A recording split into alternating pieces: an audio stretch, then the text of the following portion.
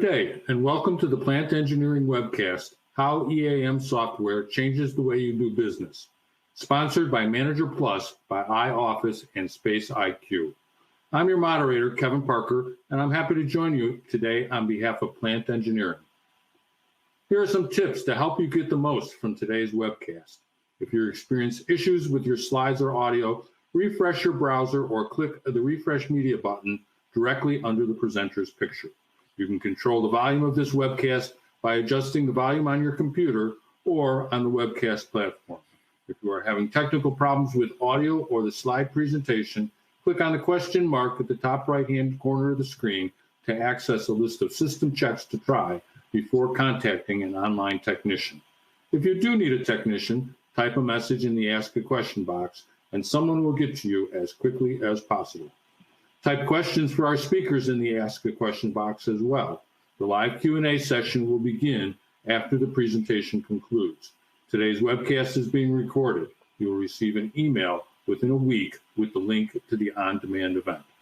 To download a certificate of completion, a PDF copy of the presentation, and other additional resources, use the Event Resources tab on the left side of the screen.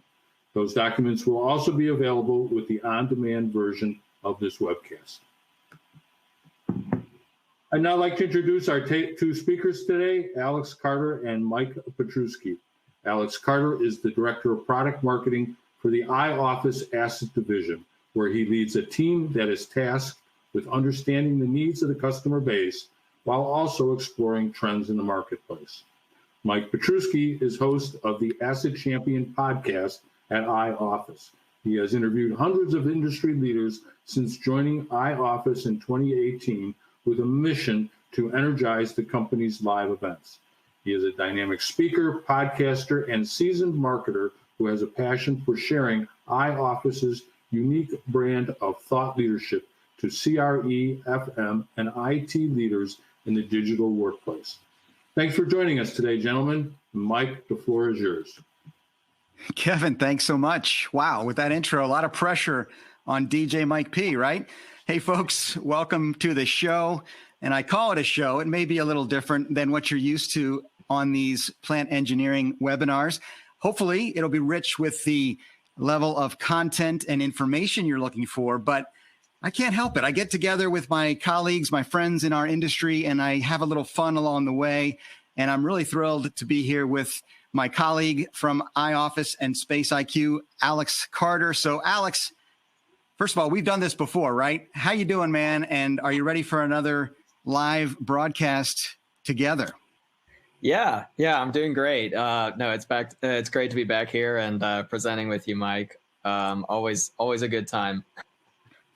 Well, we've got the agenda here in front of us. It's going to be a great presentation, time together. I want to invite you, everyone listening to us, regardless of where you're coming from and what your role. I always like to have that interactive element, and this is a new platform for us, so I'm not sure I'll be able to do a great job of interacting with you live, but we do have a Q&A at the end, and Kevin will come back in and help us moderate that. But along the way, anytime, I will be able to receive your comments and questions. So if anybody's out there who's listened to any of my podcasts, whether that's the Asset Champion podcast, my other show, Workplace Innovator, and then I had a third show years ago, you may recall, called the Facility Management Innovator podcast. And it's all about this love of the built environment, of maintenance operations, now reliability and asset management. And of course, I'm glad I saw the some of the attendees coming in are from the IT background. This software element, this world in which we operate is about digital transformation, right? And making the most of the technology tools that can help us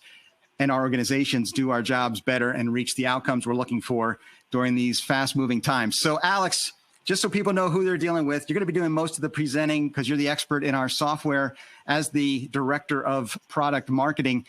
But people like to know the personal side, and I know something about you that they may not know, and that is behind the scenes there in your little hobbit hole that you're broadcasting from outside of Houston, Texas. There are some instruments in the room, right? Tell us about it real quick. Handful of instruments, yeah. You might be able to see a glimpse of a drum kit right there. And then there's a number of guitars hanging around the room. Actually just had to make sure all the volume and everything was turned off on them because my dogs have a habit of making a lot of noise and I don't know, their tails end up hitting the guitars a good bit. So yeah, I've actually been playing music most of my life. The drums are my passion, but learning guitar, learning bass, and exploring all that. But as Mike knows, just please don't ask me to sing. Which is something I've been known to do, is ask my guests to tell me a favorite song and we sing along with some bad podcast karaoke, folks. But we won't do that to you today. But Alex, I'll say one more surprise comment. I often ask my guests, the celebrity people say they most resemble. And I've never noticed this after over a year of working with you. You're all dialed up with your collared shirt today, and you're ready for this. No baseball cap. You're ready for a live broadcast. Has anyone ever said, especially with the drumming background, you look like a young Phil Collins to me? Come on, can you feel it in the air tonight, folks? Let us know in the comments. The young 1980s version of Phil Collins, maybe back even earlier with Genesis. So, all right, listen, I won't put you on the spot and ask you to do a Phil Collins imitation, but great topic today. Everybody's interested in it. Of course, digital transformation, mobile tools, EAM software. Of course, you're going to talk a little bit about why that's different from CMMS software. So many acronyms in our industry. And you folks, you see the agenda here. So let's dive right in, Alex. Where do you want to start? Yeah, so you can see a number of really valuable topics here, but we'll just jump right in and start talking about EAM, enterprise asset management, and really some of the ways it can connect to the business and where Manager Plus takes a role in that. So I'll jump right in. And enterprise asset management it's really taking a step beyond what a CMMS can do. And it's connecting into the broader business to bring a handful of benefits to the maintenance program, just with increased visibility, increased capabilities, easier collaboration within departments. And there's a number of benefits that go alongside it. So as we all are probably familiar with the CMMS, you're getting a lot of work orders done, and it's providing a lot more information around the efficiency there. But when you start trying to loop in the broader business and everything associated with that in terms of cost structure and value and everything that goes into it, that's when you start to get to a place where you're going to need an enterprise asset management software. So beyond just doing the regular maintenance, you start getting visibility into useful insights like downtime prevention, or like I was mentioning earlier, collaborating with the broader company through integrations and other ways of tying that information together. You've got all the data securely stored in the cloud, and then you're able to also get additional insights, such as really diving into the parts and inventory management, or even your vendor management and the process associated there. So enterprise asset management goes much beyond the work orders and the regular maintenance, and really starts to give you a clear picture of your organization, where you can have an impact in terms of your cost structure and improving it. And then also, how can you gain a little bit of a competitive advantage in the market, considering that some of the strategies that we are going to discuss aren't widely adopted. And it's a chance for you to, gain that competitive edge. If your competition's not doing it and you're freeing up a bunch of time with a different process and an advanced software, that allows you to focus on other areas of the business and other ways to improve your operational excellence. So EAM is really the driver behind all that, and helps you come to those decisions and figure out where you need to have an impact and where you need to make changes within the organization. I like that a lot. Before you go on, let me just chime in, because I'm kind of putting the hat on of the potential listener out there, guest in our audience, trying to make the most of this hour together. And I'm sure there's different roles, as I mentioned earlier, and also different places on the journey. Companies are at a different place in this digital transformation. Some may still be using spreadsheets, very manual. I'm sure you're going to address all this, Alex, but whoever you are out there, knowing that there's an opportunity here is the key that I want to emphasize. And knowing that I've talked to many in our industry through the podcast interviews. In fact, just last week, I interviewed someone from Zimbabwe in Southern Africa. And, obviously part of the developing world and a country with, a different outlook than here in the North American market where Alex and I are based. But this global audience, it's really exciting to see what technology is doing to have a positive impact and opportunity. And that value of EAM is what we're going to really hear more about, right, Alex? Yeah, and I'm glad you mentioned the breadth of technology that's out there, because really no matter where you are in your maintenance management strategy, whether you're fully digital and you're embracing these kind of solutions, or you're just starting to get your foot in the water, iOffice has a product that is going to help you out. We're going to focus on some of the benefits of that Manager Plus solution, which is going to help you scale up. But if you're just starting, we also have the ability to help you out there. So it starts with the work orders, improving that. And then as you want to grow into the broader organization, that's where Manager Plus comes in. So no matter where you are on the journey, we've got something that can help you out. And we're excited to work with you on that. But what you were just mentioning around work orders and, possibly having a paper and pen approach, that's what we're gonna, I guess, kind of start with, and we'll start here, and then we'll kind of grow into more areas of the business, and we'll figure out, how does an EAM impact it beyond what a CMMS could do, or just generally what the current process is. Yeah, I think that people will appreciate hearing the before and after. I know this is part of your presentation. Yeah. Spoiler alert, folks. I have an idea what Alex is going to say, but if you have questions for Alex along the way, again, I encourage you to share them. But you're going to frame this in a way that we can really see, wherever we are on that journey, what the current situation is, and then where we can go potentially, and hopefully cast a vision for everyone on the call. Yeah, exactly. So to start it off, we'll dive into probably the topic that most people think of when it comes to maintenance management, which is, work orders. And, there are a good percentage of the market that's still doing pen and paper work orders, spreadsheets, or whiteboards. And, for some folks, that might be all you need. That might be getting the job done. But where I want to illustrate some caution is just on some of the areas where you could run into a little bit of a challenge, some of the frustrations you might experience, and then we'll show exactly how an EAM can step in and address some of those challenges and make life a little easier. So when it comes to a work order, it is pretty like I said, it's still used about 40% of the maintenance professionals, as we've seen with a recent survey, in that we're using internal processes or spreadsheets to manage this. And this will work until you hit a certain scale. And then you're going to start seeing some of the issues that I've outlined here on the right. So one of the ones that comes to mind first is version control. And where is the source of truth going to be if somebody makes a copy of that work order spreadsheet that's got all the documentation in it, they make a few changes after work, save it somewhere else. You have that happen a handful of times over the course of a month. It's going to be very confusing to figure out, which one is accurate, where's the source of truth. And it's going to take a tremendous amount of time kind of backpedaling and figuring out where everything came from and consolidating again. So if you're sharing these documents, if they're not stored in a central location, you can encounter this issue and it can get a little confusing. You'll spend a bit more time on it than you really want. Likewise, if you're doing updates for work orders on a spreadsheet, it's all going to be manual. You have to go in there for every update, make sure it's all the important information is there. But that requires somebody going in and doing something every time, which, that time adds up, and time is associated to a cost. And if you can eliminate some of that, you're improving your cost structure immediately.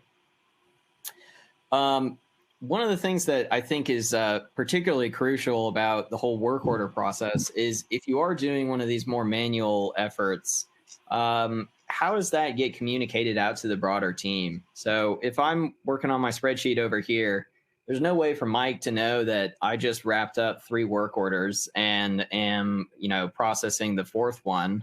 I've got to pick up the phone and call him, chat with him, text him, however I'm communicating. But it's going to be a manual effort unless they're watching you do this work behind your shoulder, and I hope they're not.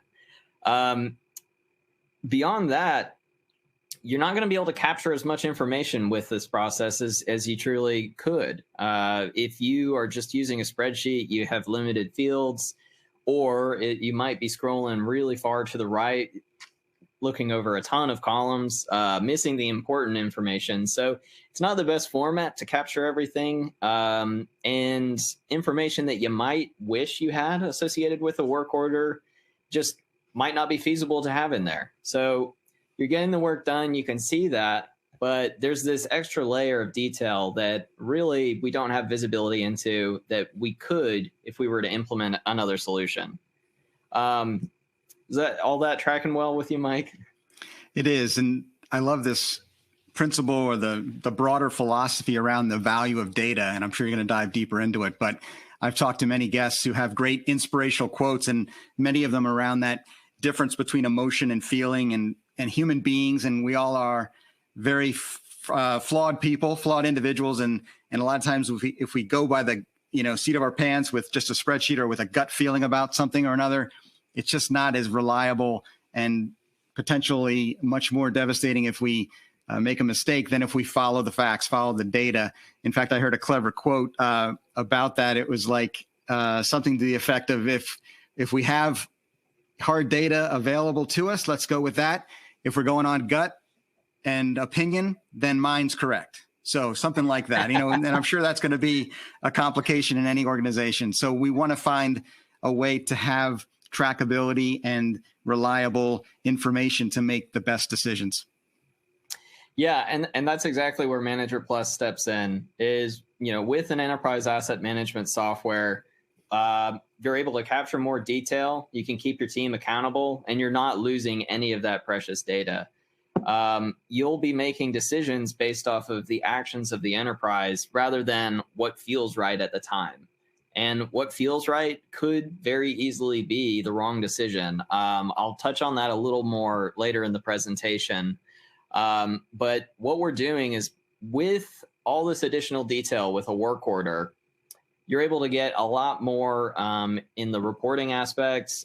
When you're just looking through the work orders, you're able to understand more about what happened, what's transpired, and cost-wise, where have you incurred the most? So some of the things that we referenced earlier about status updates and not understanding who's doing what, if I could log into my EAM with Manager Plus, I can very quickly see, are my work orders assigned? Are people working on them? Which ones are done? Who's still working? Who's still sitting in the break room and needs to get out there and do some work? So you get to understand very quickly the efficiency of your workforce and all the technicians that you're managing or working alongside. You're able to, like I mentioned earlier, capture a lot of additional details, and they're all tied to each individual work order as well as the people that are working alongside them. So if I need to, at the end of the year, see, was technician A or technician B a bit more efficient in their processes, I can take a very comprehensive look at everything that was done, the timeliness of their work efforts, just the sheer amount of items that they were able to fix, and get a lot of an understanding of just the pure efficiency of the team. And whether you want to dive into it based off of employees, based off of warehouses, whatever the entity, our advanced reporting is made in a way such that it's flexible and you can really drill into the area that you, excuse me, that you are most curious about. When it comes to the work orders, we're showing you all the asset information that's relevant to somebody trying to complete it. So some of that could be historical work orders, recent inspections. If we saw that it's been breaking every month or so, giving that technician a heads up that, hey, here's what's been going on the past few times. If that helps you do your job this time, then it's good for you.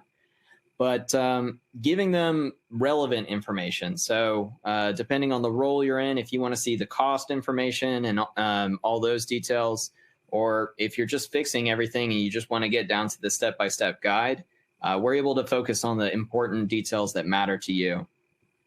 And like I said, all the data is securely stored in the cloud. So the nightmares of version control and understanding which one is a proper source of truth are really eliminated because we've got it all backed up onto our servers. And we've got multiple servers and diverse geographic locations. So the data is safe, it's secure, and we've got it consistently backed up. If you were in an unfortunate situation with all your data being, tied up to one computer or a handful of individuals with the spreadsheets, and then that laptop crashes, or say there's, some sort of flood or another natural disaster that impacts it, losing that crucial information is just going to be devastating to the business. So ensuring it's really safe and it's backed up, that's where we come in, and that's where we lend a hand. And so, roughly 60% of the market is at least on a CMMS. So a lot of folks are capitalizing on just a good work order workflow and making sure that's all good. But based off of the same survey and those respondents within, only about 11% were using an EAM. So if you think about where the majority of the market is and how they're gaining efficiencies with work orders through a CMMS, what is that competitive edge that the 11% is getting? What additional details are they seeing when you're tying all this together? And so really there's a huge opportunity while people aren't leveraging these capabilities and this additional visibility to dive in and start capitalizing on it before the rest of the market does. So better to jump in, start learning it now, and start capitalizing on it now, because the competition's going to eventually. Now, Alex, you promised me there'd be no math today, but I'm not good at math, and I see that statistic. And if 60% of the market is on a CMMS at least, and 11% on EAM, that means 40% are on neither or neither, depending on where you're coming from. That means there's a huge opportunity for many of our audience members. They may be in the pre-digital transformation place. And again, that last point about becoming a competitive advantage is essential. And you're going to talk more about building the case. That's what we're doing here, is building this case for why move towards this next software journey, whatever it might be. And I'm excited to hear what else you have to say. Yeah. So, moving on from work orders and into some other areas that we're probably all very familiar with is we're going to talk about inspections and how that process might look. So a lot of folks out there are going to be doing their inspections just regularly. And so we could be talking about inspecting the assembly line, inspecting your fleet, wherever you need to look at the assets and record important information about them. There's a fair amount of people that are still out there, and they're going with a printed sheet. They're going through their checklist. This could be, your DVIR checklist for a fleet, or it could just be routine inspection for daily operations in a manufacturing facility of some sort. But in either case, you're going through this checklist and logging all this information. And while you're doing it, there is a little bit of an issue with time being spent on it. So time is spent logging all this information on the piece of paper. And then that piece of paper has to go somewhere. So somebody's going to look into it and eventually upload it into a computer system. But say there was an issue with the asset in question, and they noted it on the inspection form. But we've seen a tremendous amount of time pass from the time from the time that the asset was indicated it's got an issue to the time it was sitting on the desk to the time it took to upload it. That's a lot of time to get to the corrective action, possibly at the end of the day. Not to mention, with each time it's passing hands, you're incurring a chance for error, just in terms of, my handwriting is not the best. It could be very easy to misread what I've written. But then it could also be very easy to slightly mistype something. Is it a 1 or is it an L? Or is it, what is this number that's kind of scribbled at the end of this thing? So plenty of chances for error there. And there's definitely a easier way to go about it. So like Mike was alluding to, this is our before situation. And I'll show you what it looks like if you were to capitalize on a mobile strategy to kind of help you streamline some of that process. So instead of passing hand to hand, if you have a failed inspection, the way we approach it is that immediately the operator that is working on this asset, and we're going to use a car for the example here, they've gone through and they've indicated, no, this is not safe to drive on. They've documented it clearly with pictures right from their mobile device, and they can fail the inspection right then and there. Now, instead of that sitting on a desk and then waiting to be batch uploaded later that day, and then waited to be addressed with a work order that's created manually, what we're able to do is, depending on the severity of the issue, we can actually streamline that fix and get the information over to the maintenance manager, and they can automatically create a work order to fix it. Or if you want to have a little bit more control over it, you can do it manually still. It's entirely up to you how you want to handle a failed inspection. You can have every one of them trigger a work order, only the severe ones, or you could pursue it manually. But at the end of the day, we've removed a ton of touch points. We've removed the opportunities for errors with data entry. And say this vehicle was noted in the morning that it was not safe to drive on. If we were able to get that asset back online quickly and not lose a day of productivity with it, something to consider is, what would the revenue impact be of that? What did we miss out on by losing a core asset for the day? Whether it's a car, whether it's a piece of machinery or another asset type, what's the impact of a delay in fixing it? Mike, I'm sure you've experienced times when you go to use something and you can't, very frustrating. But if you've got the bottom line and all the revenue behind it too, it becomes even more frustrating and more devastating.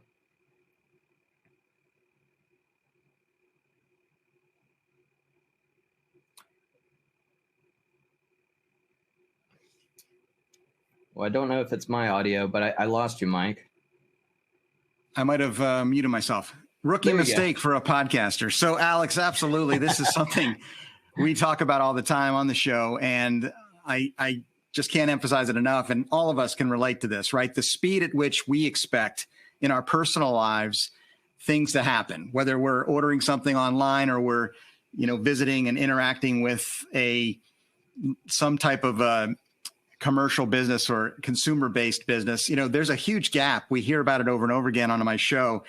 And regardless of your role, you have an opportunity here to try to close that gap between what is available now, commonplace in our personal lives, our experience with mobile technology and mobility and the freedom that entails, and then also the speed at which information and data, and I'm not sure how much you heard me say in the opening, that was my key, was that speed at which things are operating today is just so much faster than it was a year ago, and put a pandemic in there, and a lot of things have accelerated along this past 18 months and into the future. So here we are, folks. We're in this place where we have the opportunity to use mobile tools. And I didn't want to spoil or take your thunder, but that last comment there at the bottom of the screen, Alex, about how many people are using mobile tools today, it's a small percentage. And if you're in that position, we can help you get there and bring out the return on that investment very quickly.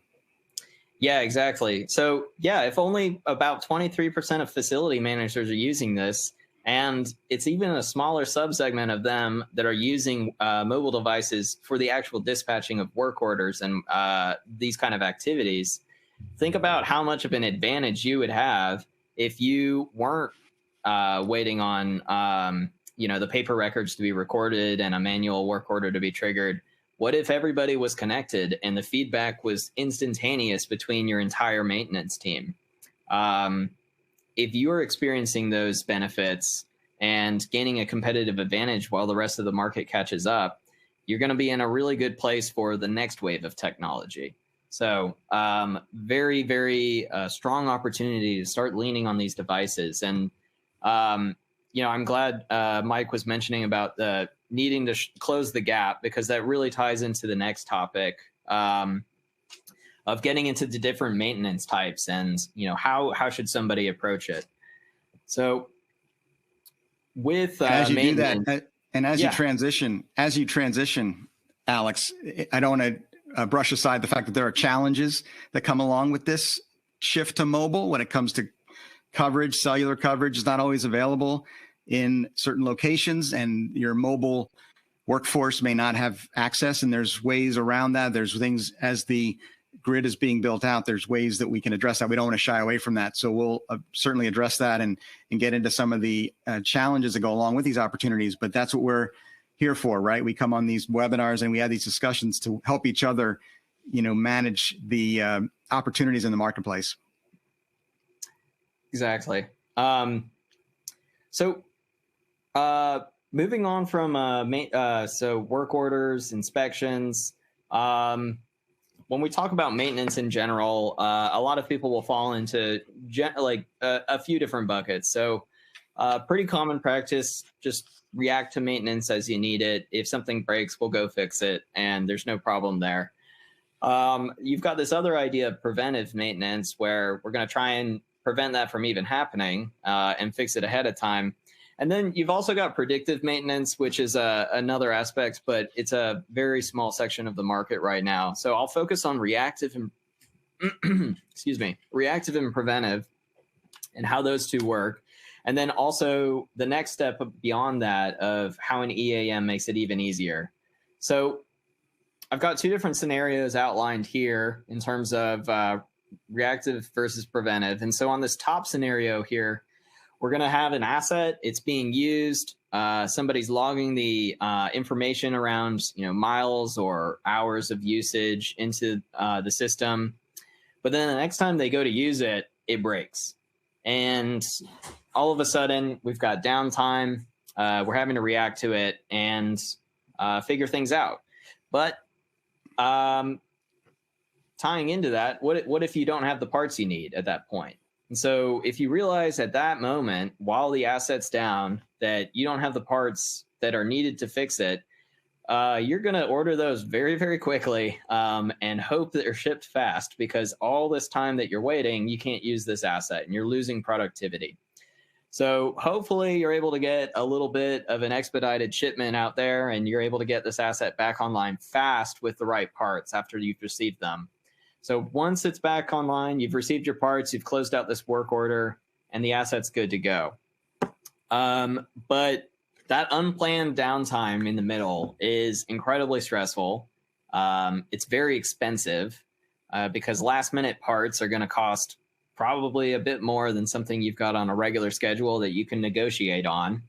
And then you've also just got the delays of, okay, I need to wait for the parts to get here and all of those activities. But if you were to employ a preventive maintenance strategy, which our software helps you do, you go to the second line where instead of encountering the asset breaking, you go from this asset usage at the top left. And because we've logged the asset's information about hours of usage or mileage, at that point, Manager Plus is going to come in and say, hey, you've hit a threshold on this asset, and based off of our preventive maintenance schedule, it's time to do a work order on it and maintain it. You didn't have to wait for the asset to break, though, and go down in order to realize this. So while the asset's still available, that's when you're able to say, hey, we're missing the parts for this, and we can issue a purchase order directly from our software to handle it. You receive the parts, and then you go, you do your manual maintenance activity, and you'll manually log the details of the system into the system, and update all that with the new usage, and we keep the asset online. So with this process, we're able to avoid some of that downtime. We're able to kind of streamline the fix and just, streamline the purchase order process too, because we're not waiting anxiously while our asset isn't usable for these parts. But the way an EAM can kind of take it just one step further is by automating some of that manual effort. Manager Plus has a great ability with an open API, as well as some of our pre-built connectors, to tie into the broader system and get actual asset information from these devices. So whether it's something we've already built a connection to, and we have connections to, John Deere, Volvo, and a number of GPS devices, which help with logging miles. Whatever the connection is, our professional services team would work with your team to figure out, what do you need, what can we do, and how can you benefit from this? You don't need a comprehensive IT team, because that's where we come in, and we're definitely happy to help out with that. But instead of this manual effort of logging those hours and logging those machine miles, what if after the time the asset is used, it just relays it over? So you cut out the opportunity for a data entry error. You get this immediate feedback to the EAM with Manager Plus. And from that point on, it follows a pretty similar process. It's going to prompt the work order. We get our parts. And but in two different instances there, we're avoiding the data entry. And cutting out those opportunities is cutting out those opportunities for error is great, just for improving efficiency. But then it's also just one less thing that you guys have to worry about. As the organization scales, as your connections become stronger, you realize that the machinery is talking to each other, and a lot of this manual activities being solved, allowing you to focus on other areas of the business. So an important stat here, about 21% of the operations teams are often responsible for these maintenance tasks. If you're able to reduce the amount of people from operations that are working on maintenance, could that give you a bit more of an operational output? And could you be seeing a bit more productivity as a result? So that's where this really comes in. I know we could go. I was going to say, it's a lot to cover, and I know we have a lot more to cover. I'm looking at the time. It's going by so fast. This is great, Alex, but there's a whole nother presentation in here about how EAM can get us to that predictive world. And I talk a lot about the technology of the future, and with AI and analytics and a lot of the machine learning capabilities that are embedded in these systems, those machines making things easier and more productive for us going forward is really incredible. But I want to keep on track and make sure you move forward and talk more about cost tracking. So let's jump on and do that before we run out of time. I want to make sure we do have time for Q&A at the end. Definitely. So when it comes to cost tracking, we all know that costs are adding up, and they're all over the place. So whether it's costs just for the work order and the effort there, if it's costs related to the parts that are going into it, the technicians and the maintenance professionals that are actually working on this, what are the costs associated with their labor? And then there's always the unexpected expenses that pop up when we're going about maintenance operations. So just to kind of dive into that, we give the capability to do very comprehensive cost tracking across a number of areas, so that you can get a much more complete picture of what all went into a work order. How much did it cost you? Are you making money, or are you losing money on certain efforts? So whether it's drilling down into the cost overview of an asset, we've got a very easy way to just click into each area, see what is adding up to that total amount. Related to the work orders, you can very, very easily associate parts and tie all that along with their costs. You can account for unexpected areas that you're encountering. So unexpected, parking fees or something like that at the facility, or whatever else you weren't expecting as part of the regular ongoing work order process. You can get that accounted for, along with labor, with unique rates for each person. So whether you're working with a union and they've got very predefined labor rates depending on their title within it, or if are they an apprentice, are they a journeyman, what's their status, those are all very important to account for, because you want to make sure employees are paid the proper rate.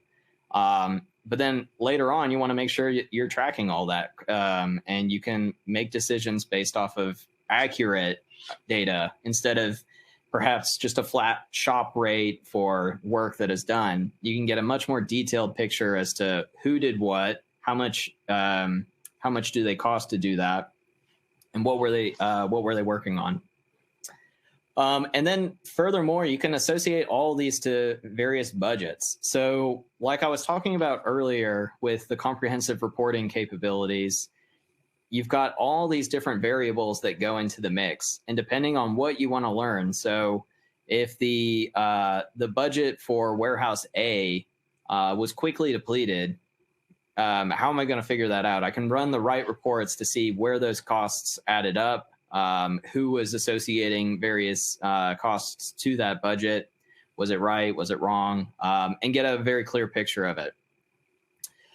So that's kind of that's how we approach cost tracking, and give you that additional layer of detail. Like we were talking about at the very beginning, if you're leaning on a spreadsheet, it's very hard to find the place to account for all of these. You might just have one lump sum cost, and it might be a little vague at the end of the day as to what all went into that.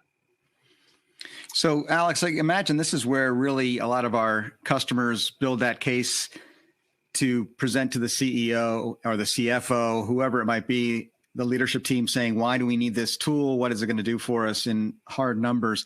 And I assume we can integrate these reports to other business systems and other tools that the company may be using to track overall expenses across all departments. This is something that really brings value to our listeners out there. Is that right? Yeah. So with the accurate cost tracking, with this reporting, what you can do is you can really showcase the impact your team is having to the organization. You can showcase where you're saving costs based off of your changes to your operations, and you can show where there's opportunities to improve further. But at the end of the day, you're able to get a really good sense of where you're having an impact and what your team is doing to improve the bottom line of the organization. That's something I'm definitely hearing a lot about when it comes to business leaders in these uncertain times, economic times, labor shortages, the war for talent. All these topics come up on the show, and this is a really important piece of the puzzle when it comes to that. Definitely is. So when it comes to costs and work orders and things of that nature, something that often comes up is, okay, well, on average, we got to outsource about 20% of the work orders. That's just what most people would see. But, we've worked with some customers that outsource, up to 80% of their work orders to vendors. Depending on the skill set needed for some of these activities, it's probably worthwhile to outsource some of these activities. So what we did was we tried to make that whole experience a lot easier. So when it comes to your typical process before, you figure out something that needs work, but then you got to start this extensive search of, who is eligible to fix this? What are they going to cost? And then, you got to request that work and work with them. And it's all very manual at that point. And say you're not getting much traction, the asset's broken still, and you need to get it fixed. You call to follow up, and like I mentioned here, you hope you didn't upset this vendor because they've got a lot of other things on their plate and they don't need your phone call following up for a status update. And you're just hoping you didn't delay it further by annoying them a little bit. So whenever they do complete it and they follow up with an invoice, and you work with your accounting department to figure that out. But what we wanted to do with Manager Plus was, we know you're doing your work orders in this system. We know you're tracking a lot of your costs in this system. We want to make it easy to collaborate with vendors through this system. So same process, you're figuring out something that needs work. But when you create a work order with Manager Plus, we actually have the capability of assigning it to one of your vendors. So you've got a list of preferred vendors in your system. You can actually create a work order, email it over to them with a temporary link, and they work off of the same system as you, such that no data is getting corrupted going from one system to another. They're working directly in Manager Plus. And instead of calling them to figure out what the status is, you can just drill into the work order and actually see where they are in the process. You don't have to follow up or anything. As progress is made on the work order by their behalf, the updates happen in real time on the Manager Plus side, and you're able to get a good picture of where things are standing and a timeline of when it's going to be fixed. So they wrap up, the work order is complete, assets looking good. They attach an invoice. And then, if you want to take it a step further with an EAM, you could build a custom integration with our professional services team to QuickBooks or another accounting software of your choice, and just tie everything together. So going back to one of the first points of the presentation, bringing the broader organization in, reducing friction for collaboration, and just making life a little bit easier. You're not having to chase down this invoice, ensure it's getting paid. You could see from one system what all has been happening. I love that. Anything that enhances transparency, builds trust. This is the essential culture that an organization needs to be effective. And again, we can't do it all ourselves. So these partnerships are essential, right? Definitely.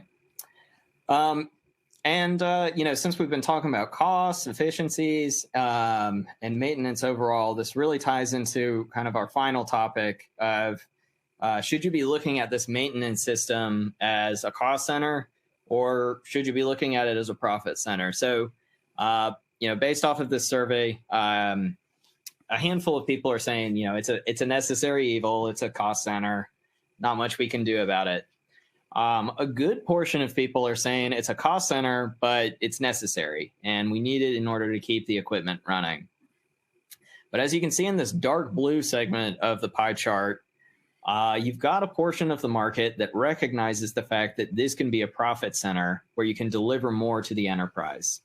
So what we want to do is, if with the right investment in this kind of a software and understanding your operations, where there can be improvements, we're helping you make better decisions at the end of the day with more robust data based off of what the business is actually doing and how healthy it really is it.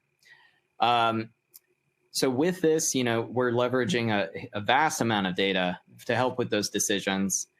You can use the powerful reporting that I mentioned earlier, and you're going to drill into areas of the operations that you really hadn't have visibility into before. And based off of that improved insight, you're able to invest in the right areas to improve the business. So just a quick note on facility managers that were asked about what's the best way to prevent downtime. 43% of those respondents ranked upgrading equipment as the number one item. But what if with your data and your reporting, you were able to see that you really didn't have to replace this equipment? What if you could postpone that massive capital investment and just improve that asset lifespan with changes to your preventive maintenance schedule or other changes to your operations and your approach to maintenance?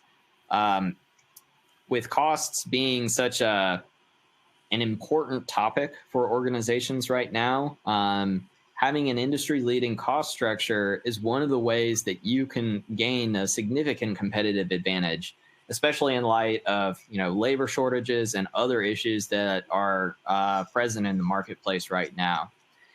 Manager Plus helps you gain that insight, understand the data, and make the right decisions that are going to improve your business. So that's essentially what an enterprise asset management software boils down to: making much better decisions, bringing in the broader company, and seeing a benefit that goes beyond the maintenance team and really impacts the entire organization. Yeah, that's great stuff, Alex. And it's something I get so excited about when I'm talking to my friends in the facility management, maintenance management, and now asset management communities. These are hardworking people that are, and it's very easy to get kind of focused on what their responsibilities are in their silo of the organization, and keeping those pieces of equipment running is essential, of course. But when you can step back and be more strategic and take a bigger look at the holistic view of what does this mean as far as the organization's business outcomes and goals. And this idea of being a profit center, absolutely. If you could build that case and share that story, it is about storytelling, folks. That's what we all do here. Is we're marketers. We want to take the information we have at our disposal and build a story and help you build a story about how using these tools can help you tell your organization what is necessary to compete in the world and the marketplace going forward. So again, we've just scratched the surface here, and these are the kind of conversations I love having. So Alex, thanks for the presentation. It gives us about 10 minutes left for Q&A. And while those questions are coming in, I'll just give a quick plug on the next slide to my show. Again, it's called the Asset Champion Podcast. I have these conversations with different industry leaders, consultants, experts, people who have written books. Folks, it's an honor and a privilege for me to have these conversations, get to know the personal side of the people, because they are universally nice, hardworking, humble people like yourselves. And I just love this community. So I hope you'll check it out, assetchampion.com, and you'll find a lot of resources there, from the podcast itself to other white papers and research reports. And if you wanted to get a demo of the product, you could do it from that page as well. So check out the show. And now let's take a peek over at the Q&A, and we'll, I think, welcome in Kevin again, because it looks like we have a lot of questions have come in, and I'll ask Kevin to read through some of them. Mostly Alex will be doing the answering because he's the expert here, but I have some thoughts and opinions, as you've heard. I'm not shy about sharing my own view of things, but I want to thank, looks like David has been paying attention, and he was one of the first to put in a question, Alex, when I mentioned you were based in Houston, outside of Houston, and he wanted to know if you spoke Spanish. But I think you're a recent transplant to Houston from Atlanta. Is that right? I am, but I guess to answer that question, sí un poco. Ooh, muy poquito here, because I'm over here in Washington, D.C., but it's great. It's great. Well, Kevin, go ahead, take over. There's a lot of questions here. Let's see how many we can get through in the next, 9 minutes. All right. Well, thanks so much, Mike, and thanks to you, Alex, as well. Now our presenters will answer your questions. Type your questions in the Ask a Question box. We'll get to as many as time allows. Questions we don't get to today will be posted online with the archived version of the webcast. Remember, to download a certificate of completion, a copy of the presentation, use the Event Resources tab on the left-hand side of the screen. Now, my first question to you, Alex, is you've talked about how a small to mid-sized enterprise might get by for a long time using internal processes, email, and spreadsheets. Is there often a triggering event that makes them better realize that what their need is there? And then it's a two-part question. What's the biggest challenge when they go to make that transition? Yeah, that's a great question. So I would say the triggering event, it could vary between company to company, but at some point in time, you're going to experience possibly one of those issues that I mentioned earlier in the presentation of, like, which is the source of truth, experiencing some frustration or friction just in the process and spending an unnecessary delay on a day-to-day activity that has to be done quickly and consistently. As you scale up and you start to realize that there's too much manual effort going into it, that's when you start thinking, okay, how much time is actually being spent by myself on all these manual efforts, as opposed to just managing a team of maintenance professionals or, getting more work orders done. So at some point, you realize that what you've got is causing more frustration in your day-to-day than it probably should. If you're experiencing that, then there's a good chance there's room for improvement. And so for the second part, was that where to start? No, the biggest challenge or where to start. Okay, so the biggest challenge is breaking a habit, So if you've been doing it this way for, 10, 20 years, it's very hard to suddenly shift to something new and learn a new software. And there are a lot of failed implementations when it comes to EAMs and CMMSs.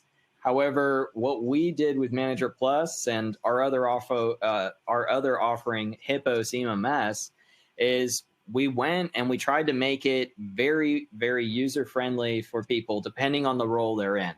So if you're a maintenance manager and you want to start with just assigning out work orders and keeping it very simple, you don't want to track all the costs, you can certainly start there.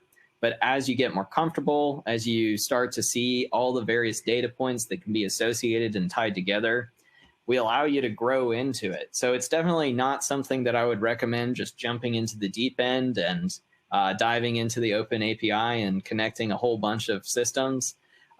Start small, you grow, and then as the technology becomes more familiar and as you start to learn more about the operations, you start to figure out where you need to expand next. Great. Another thing I noticed in your presentation, Alex, that you really did not talk about the technological background of the system. You kept your presentation on the system functions.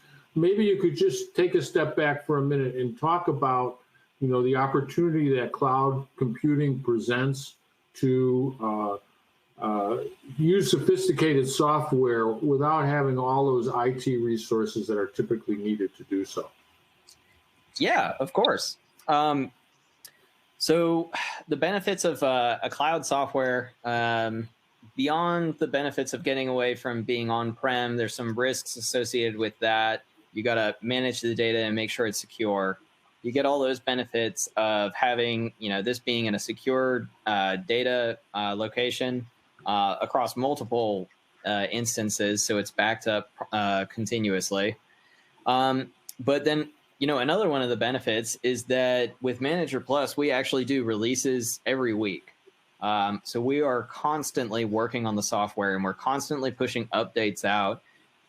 If a week goes by and we don't have a release, it's kind of a shock to us, honestly, because we're consistently improving the software and consistently improving the capabilities that are within it. If you aren't on a cloud software solution like this, those updates might not be coming to you too often, depending on the nature of the setup. So just one of the benefits we have is that continuous updating. We're continuously striving to make the program better for our users.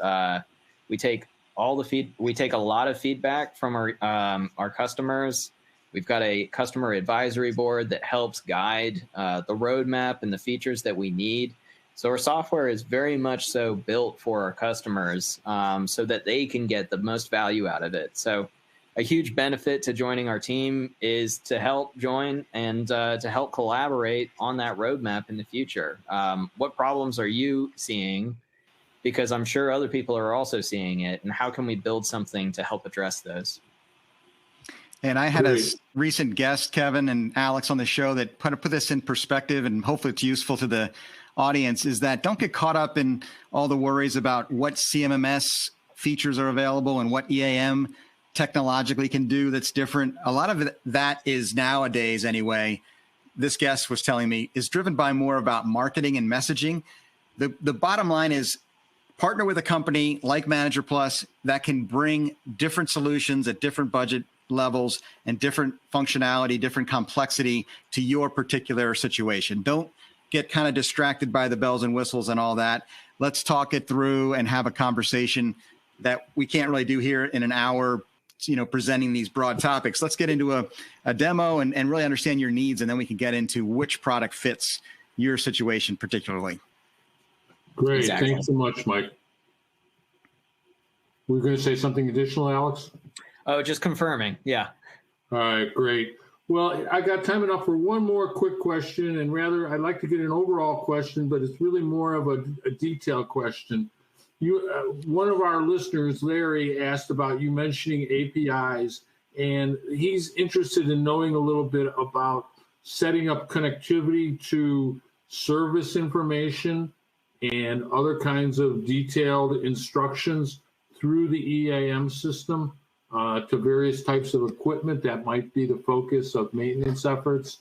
You want to talk about that kind of integration for just a second before we leave our audience, Alex? Yeah, I'll try and give that a shot. So connectivity between users to communicate service bulletins. So I'm less familiar with that use case, but with an open API, depending on a triggering event that's happening with Manager Plus, we can have that push the right amount of information. So when it comes to API discussions, admittedly, I'm probably not the best person to go into the details there. I would have to rely on the expertise of our professional services team. But the notion with it is that we've got a flexible approach. We can connect to a lot of other systems. And the idea is just to make it easier for your day-to-day. So to better understand that one, I might have to reach out a little bit more specifically and see if we can get a bit more of a detailed conversation on that one with some people that understand the nuances of it better than myself. All right, Alex and Mike, thanks so much. I'm sorry if I put you a little bit on the spot there with that technology that's always impending on us.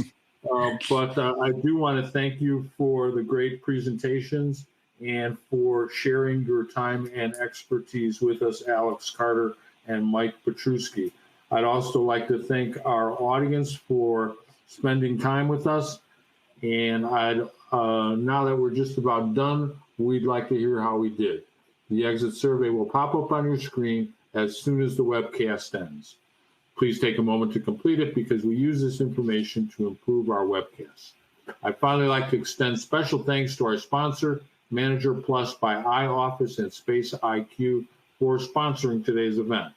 Finally, on behalf of Plant Engineering, I'd like to thank you for attending. This concludes our webcast, and we'll see you next time.